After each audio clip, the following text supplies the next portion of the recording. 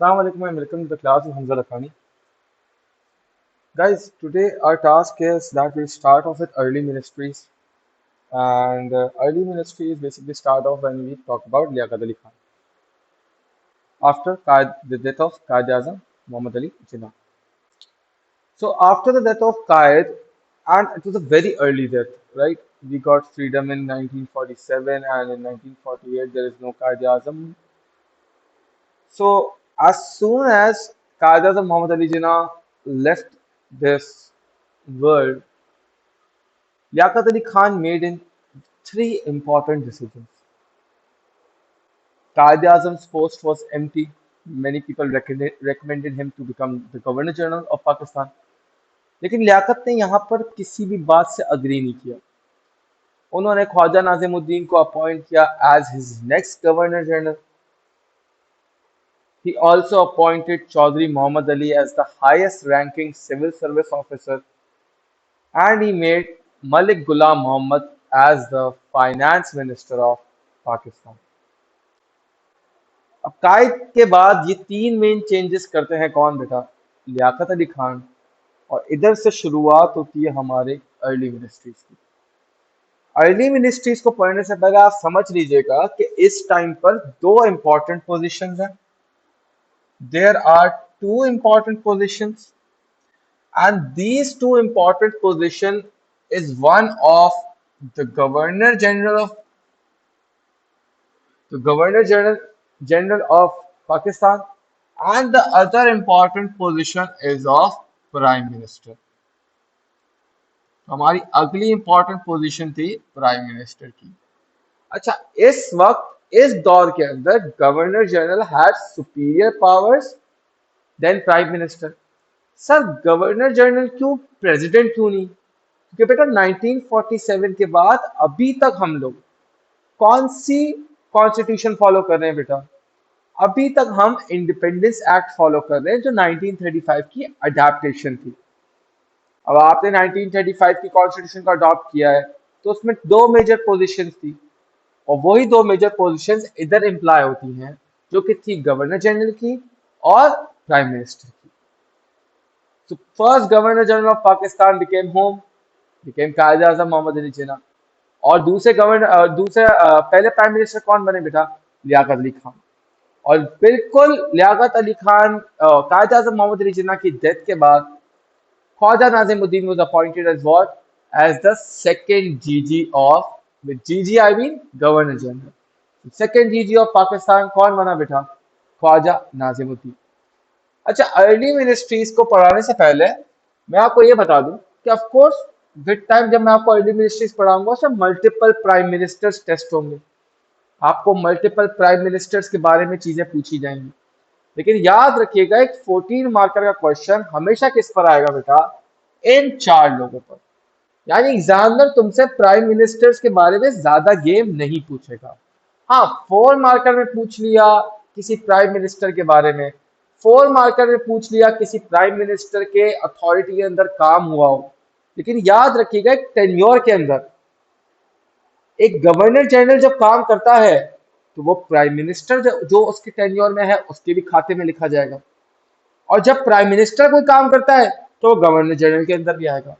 So to remove this misconception, to remove this content of confusion amongst the students, the examiner is very clear कि वो आपसे paper में क्या पूछेगा बेटा? सिर्फ जीजी के बारे में सवाल पूछेगा. जीजी मतलब क्या? Governor general. So Khawaja Nazimuddin भी गवर्नर जनरल, मलिक गुलाम मोहम्मद भी गवर्नर जनरल, इस्कंदर मिर्जा भी गवर्नर जनरल.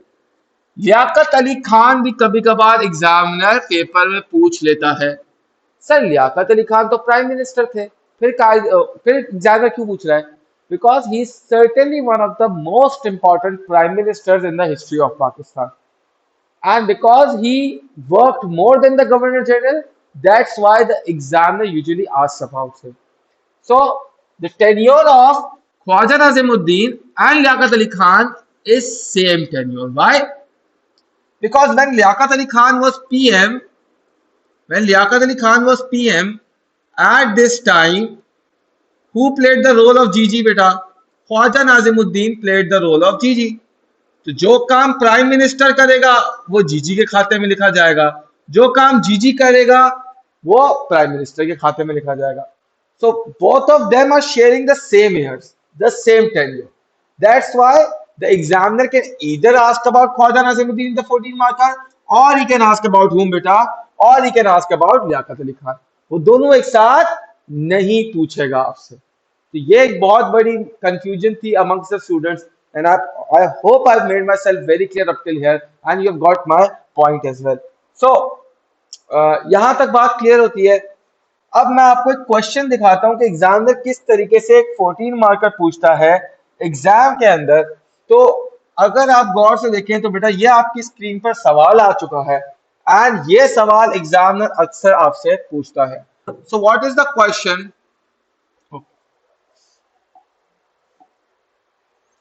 सो क्वेश्चन क्या है? तो एग्जामिनर अक्सर मुझसे सवाल पूछता है. ठीक है, क्या सवाल पूछता है बेटा?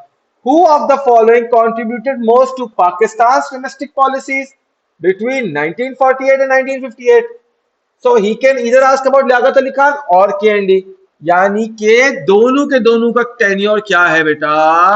Same tenure. So both of them share the same tenure, and because they share the same tenure, we can examiner can either ask about Liaquat Ali Khan or he can ask about Khwaja Nazimuddin. When he's asking about Khwaja Nazimuddin, it is as a GG. When he's asking about Liaquat Ali Khan, it is as what beta? It is as the PM. But दोनों के काम क्या होंगे बेटा? काम दोनों के similar होंगे. तो ये कंफ्यूजन, ये मिसकंसेप्शन हटा दें. सबसे पहले याद रखिएगा कि अगर वो लियाकत अली खान पूछे तो प्रोस्पेक्ट लियाकत अली खान का होगा, काम सेम रहेंगे. अगर वो ख्वाजा नाज़िमुद्दीन पूछे तो प्रोस्पेक्ट ख्वाजा नाज़िमुद्दीन का होगा, लेकिन काम क्या रहेगा बेटा? सेम रहेगा. So examiner can either ask about Liaquat Ali Khan और he can ask about whom बेटा? He can ask about Khawaja Nazimuddin. I hope I've made myself very well clear up till here beta. If you have any questions, you can either WhatsApp me or you can beta ask it in the comment box. So agla. Now the next part that we come across is a question that the examiner asked about who was Liaquat Ali Khan. Now we're beginning with Liaquat Ali Khan, we're beginning with early ministries. And as soon as we go on with early ministries, the first question that we encounter is, what beta? It is who was Liaquat Ali Khan. So certainly, whenever I talk about a 4 marker, it is very important to remember that whenever I talk about a 4 marker, I am talking about 4 facts. The examiner wants you to write 4 facts in a 4 marker, and certainly I have written down many of them. You can also change it with the tenure of Liaquat Ali Khan, but these are some of the points that everyone must remember. I'll also connect them with the past so that it is easier for you to use them here as well as in the previous content as well. Okay, so he was born on 1st October 1895. Now, if you remember 1895, some dates across it was 1898 when Sir Syed Ahmad Khan died. So it's a relative comparison that you could say that Liaquat Ali Khan was born just 3 years before the death of Sir Syed Ahmad Khan. In Karnal in India, took education from Aligarh University. Now remember, this university was made by whom beta? This university was made by Sir Syed Ahmad Khan. He also went to Cambridge University for further studies. Now, these can be 2 points, but because we are talking about the university education, we'll consider it as 1 point. So, he was also elected as the first PM of Pakistan. I right now told you like few seconds back. He was the principal founding fathers of Pakistan. So, he was one of the person who was also involved in the direct founding in of Pakistan. So one could also say that yes, he is also a father of Pakistan, the founding father of Pakistan. He is also served as the finance minister in the interim government of the British Empire. All of you must remember that the 1846 cabinet mission plan, जब वो cabinet mission plan हुई 1846 की, तो उसके अंदर बेटा लियाकत अली खान को क्या बनाया गया था? He was made the finance minister in the interim government of the British. That is बेटा 1946 वाला कैबिनेट मिशन के प्लान के बाद जो डिसीजन हुआ था कि अब हम बैठेंगे किस में, अब हम बैठेंगे एग्जीक्यूटिव काउंसिल में। उस एग्जीक्यूटिव काउंसिल में लियाकत अली खान साहब को कौन सी पोस्ट मिली थी बेटा? He was appointed as the finance minister. I hope I made my self very clear. It's a simple question. Sir मैं इसमें क्या ये लिख सकता हूँ कि लियाकत अली खान ऑब्जेक्टिव रेजोल्यूशन लाए, लियाकत अली खान ने बेसिक प्रिंसिपल्स कमेटी बनाई, क्या मैं इसमें ये सब चीजें लिख सकता हूँ? यस बेटा, आप बिल्कुल इसमें ये सब चीजें लिख सकते हैं, लेकिन क्योंकि हम वो बाद में इंडिविजुअली पढ़ेंगे, इसलिए मैंने उसको अभी इधर इंक्लूड नहीं किया। So you guys can simply just right these basic 4 points and attain 4 out of 4। अगर आपको इसमें कोई पॉइंट याद नहीं होता तो आप आगे वाला जितना भी कंटेंट में इनके प्राइम मिनिस्टर के टेन्योर का आपको पढ़ाऊंगा, आप वो चीजें भी लिख सकते हैं। देखिए मैं आपको इनकी डेथ की डेट भी बताऊंगा, आप वो भी लिख सकते हैं। मैं आपको इनके बारे में ना पूरी की पूरा विकिपीडिया लिखवा सकता हूँ, लेकिन प्रॉब्लम ये है कि बेटा आप विकिपीडिया याद कब तक करेंगे? तो असली प्रॉब्लम ये होता है कि आपको सब लिखवा रहे तो जाता है, लेकिन बेटा वो लर्निंग डिफिकल्टीज क्रिएट करता है। तो इंशाल्लाह मैं आपको इस तरीके से लिखवाऊंगा चीजें कि आपके लिए लर्निंग के लिए कोई डिफिकल्टी ना हो। तो इसलिए बेटा मैंने यहाँ पर वो पॉइंट्स लिखे हैं जो बहुत ही ज्यादा कॉमन है, जो आपको पहले से पता होंगे, और इंशाल्लाह आपको इसको बार बार रटने की जरूरत नहीं पड़ेगी। So I will make your memorisation efforts as low as possible, ताकि लोगों को ज्यादा परेशानी ना हो। ठीक है ना? This is the introduction of Liaquat Ali Khan. अगली अगले वीडियो में बेटा इंशाल्लाह मैं आपको इनकी कुछ रिफॉर्म्स कराऊंगा जो इन्होंने किए थे। जैसे I will be talking about the basic principles committee, मैं ऑब्जेक्टिव रेजोल्यूशन पढ़ाऊंगा।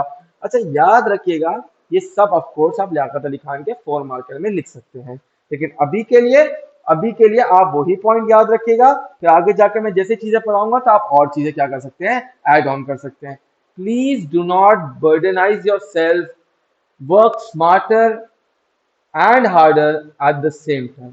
Do not waste your time in deliberately learning stuff that might not be as important as the analysis is in the examination.